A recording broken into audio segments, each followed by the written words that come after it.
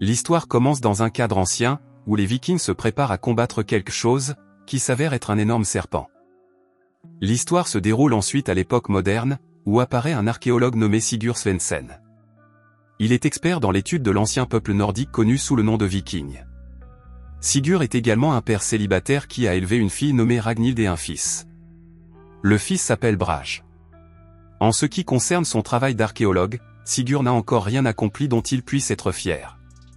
L'une de ses plus grandes découvertes est la découverte du légendaire navire viking Osberg. Cela a déçu les sponsors du musée et les investisseurs de Sigurd ont montré à sa femme des notes écrites avant sa mort. Les investisseurs ont même retiré le financement de la recherche. Dans le carnet de sa défunte épouse, Sigurd affirme qu'il y a une trace de Ragnarok. Selon la légende, un serpent géant vivait dans un lac du nord de la Norvège. En d'autres termes, à cette époque, les Vikings ont découvert un grand secret qui n'avait pas encore été révélé. Il s'est avéré que les investisseurs présents n'ont pas été impressionnés par l'histoire, qu'ils ont été encore plus déçus et qu'ils ont pensé que Sigurd se faisait des illusions. La situation s'est compliquée et le travail de Sigurd est devenu de plus en plus obscur. Sigurd a même oublié de faire chanter sa fille devant l'école le jour de sa remise de diplôme. La jeune fille a été très déçue par l'attitude ignorante de son père. Sigurd n'est pas vraiment stupide, c'est juste qu'il se sent désorienté lorsqu'il est pris dans des problèmes financiers, alors qu'il doit élever 2 enfants qui ont toujours besoin d'argent. Jusqu'à ce que son collègue Allan vienne lui rendre visite ce soir-là, apportant avec lui un échantillon de roches trouvées dans une région reculée du nord de la Norvège. C'est également le site qui a fait l'objet de leurs recherches jusqu'à présent et, d'après les premières observations, Sigurd a conclu que l'inscription sur la pierre n'est pas un mot, mais la description d'un code. De plus, Sigurd a également identifié un symbole qui lui rappelait quelque chose, le navire Osberg. Ils sont alors immédiatement allés récupérer les restes de l'Osberg au musée, à partir desquels ils ont pu déchiffrer le cryptogramme contenant la plupart des symboles secrets. On leur explique alors qu'il s'agit d'une carte, avec des indications sur la réserve de trésors appartenant aux Vikings. Sigurd, l'aventurier, décide alors de commencer ses vacances d'été avec ses enfants, qui se rendent à l'endroit où Sigurd effectuait ses recherches. Ils y rencontrent Elisabeth, l'amie d'Allan, et un certain Leif, qui leur servira de guide. L'aventure commence par la traversée de montagnes et de vallées, jusqu'à ce qu'ils arrivent à un point où ils doivent franchir une clôture construite pendant la Seconde Guerre mondiale. Bien que la clôture soit munie d'un panneau d'avertissement contre les intrusions, ils osent tout de même y pénétrer. Ils arrivent bientôt à un lac, au milieu duquel se trouve une petite île que Sigurd identifie comme l'œil d'Odin. C'est le premier lac visité par les Vikings dans la scène d'ouverture du film, qu'ils traversent ensuite à l'aide d'un radeau pour atteindre l'île. Une fois sur l'île, ils commencent à l'explorer davantage, jusqu'à ce que Ragnhild trouve une caserne abandonnée par l'ancienne armée soviétique.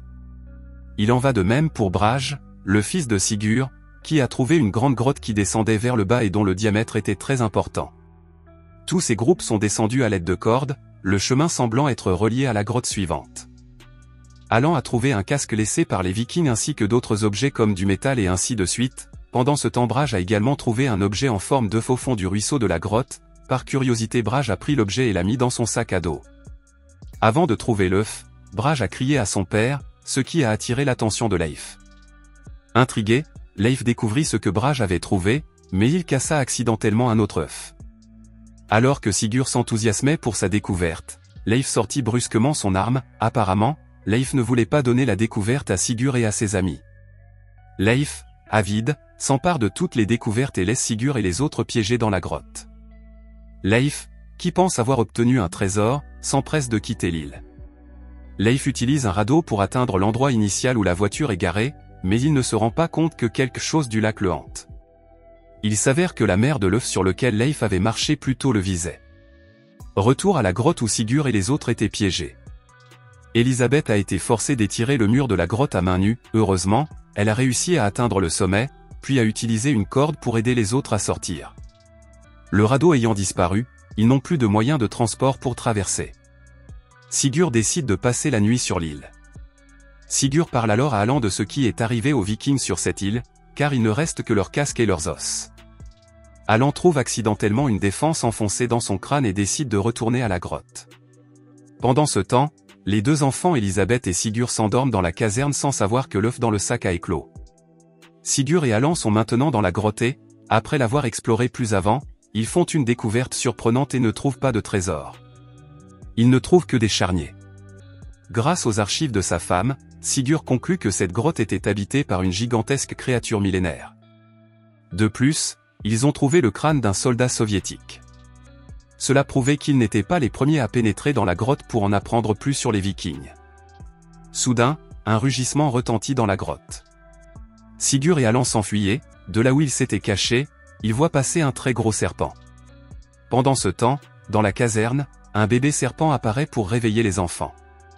Elisabeth se réveille à son tour et attrape le serpent dans une boîte. Le bébé serpent crie et l'impact du cri crée une vibration qui est transmise par le fil jusqu'au lac. La mère serpent tente alors de sauver son bébé en entraînant toute la boîte dans le lac. Elisabeth et les enfants ont failli être entraînés dans le lac, mais heureusement Sigurd et Allan se sont précipités pour les sauver. Ils essaient de récupérer tout ce qu'ils peuvent pour quitter l'île. Allan trouve par hasard la boîte contenant le bébé serpent, qui ne semble pas couler. Allan la met alors secrètement dans son sac. Il s'apprête à traverser la rivière à l'aide d'une corde. Après s'être assuré que la corde était suffisamment solide, ils ont commencé à traverser l'un après l'autre. Allan, Brage et Ragnhild y parviennent sans problème. C'est maintenant au tour de Sigurd, mais malheureusement il reste coincé au milieu. Elisabeth tente alors de l'aider, mais ce qu'elle craignait arrive. Le serpent géant apparaît et les attaque. Allan utilise une fusée éclairante pour distraire le serpent et permettre à Sigurd et Elisabeth de se sauver. Mais apparemment, le serpent les poursuivait toujours. Sigurd et les autres ont immédiatement couru jusqu'à ce qu'ils trouvent un vieux bunker. Le serpent géant a attaqué à plusieurs reprises en frappant à la porte du bunker, après avoir été piégé dans le bunker pendant une longue période. Sigurd révéla plus tard que la pierre trouvée plus tôt n'était pas une carte, mais un avertissement à quiconque de ne jamais venir sur cette île. Sigurd a ensuite trouvé un moyen de les faire sortir de l'île en suivant le pipeline jusqu'au bout. Ils ont trouvé un moyen de sortir. Sigurd finit par découvrir qu'Allan avait apporté un bébé serpent dans son sac, alors Allan demanda à Sigurd de lui donner son sac. Mais soudain, le serpent géant apparut et attaqua Allan. Le serpent a essayé d'entrer dans le bunker, ce qui a provoqué l'effondrement du bunker, dont les débris sont tombés sur eux. Heureusement, Ragnhild et Brage se sont sauvés en se cachant dans un casier usagé. Le serpent géant étant entré dans la caserne, ils ont dû faire très attention et ne pas faire de bruit pour éviter que le serpent ne s'en aperçoive. Après s'être sentis en sécurité, ils sont sortis du casier, mais le serpent s'est montré plus malin, il s'est caché et a immédiatement chassé les deux enfants. Sigurd, qui avait entendu les enfants pleurer, a fait de son mieux pour se lever et aller sauver ses deux enfants. Lorsque les deux enfants furent acculés par le serpent, Sigurd apparut, portant un sac contenant le bébé serpent. Effrayé et nerveux, Sigurd donna le sac à la mère serpent, qui partit avec le bébé sans attaquer Sigurd. Ils s'approchent alors tous d'Elisabeth qui, heureusement, est encore en vie. À ce moment-là, Sigurd se rend compte que cet endroit terrible ne doit pas être connu du monde entier, et ils finissent par laisser le serpent et l'enfant à leur place. Ils décident de ne dire à personne ce qui s'est passé sur l'île, afin que le secret soit gardé à jamais.